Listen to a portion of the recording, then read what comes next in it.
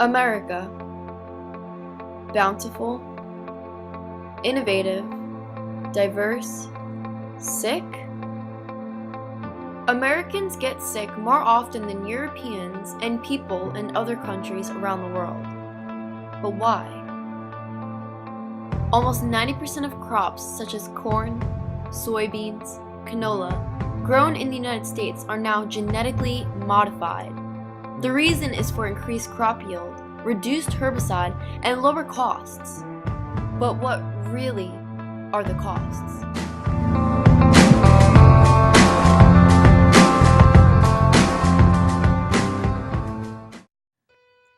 Genetically modified foods can result in poor crop performance, changes in the food's nutritional content, allergenic effects in humans, and unseen harm in the environment.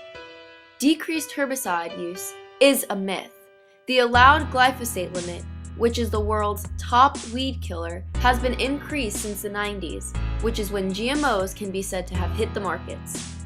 Monsanto is the world's leading producer of genetically modified seed, and they have produced a herbicide called Roundup that contains this deadly ingredient. They have actually been charged with false advertising when they stated that their Roundup product leaves the soil clean after use and is biodegradable. Roundup has actually been classified by the European Union to be dangerous for the environment. Nature adapted to the glyphosate weed killer and produced a plant called superweeds, which were adapted to the use of herbicide. This resulted in an increased use of weed killer. The glyphosate is a soil depleter. It kills natural nutrients and organisms in the soil that are necessary for crop development. Cases have actually shown that this leads to diseases in plants. This deadly ingredient is invasive too. It can spread through the air, rain, water, and soil. This proves that genetic engineering can create serious environmental problems. The increase in the pesticide and herbicide use mentioned can seriously harm wildlife. Studies shown that the monarch butterfly populations have actually fallen due to the use in deadly herbicides used for genetically modified foods. These glyphosate products have also been shown to increase rates of sudden death syndrome in plants, which causes crops to turn yellow and then die.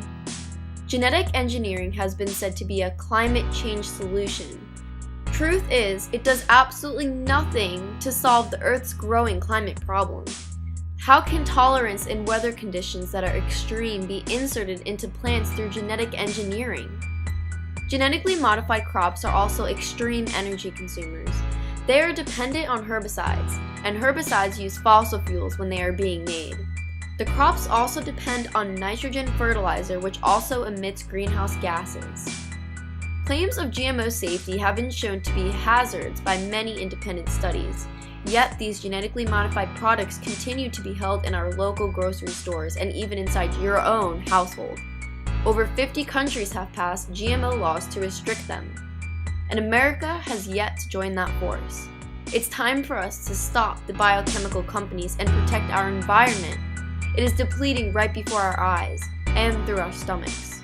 GMOs are extreme dangers to ourselves and our environment.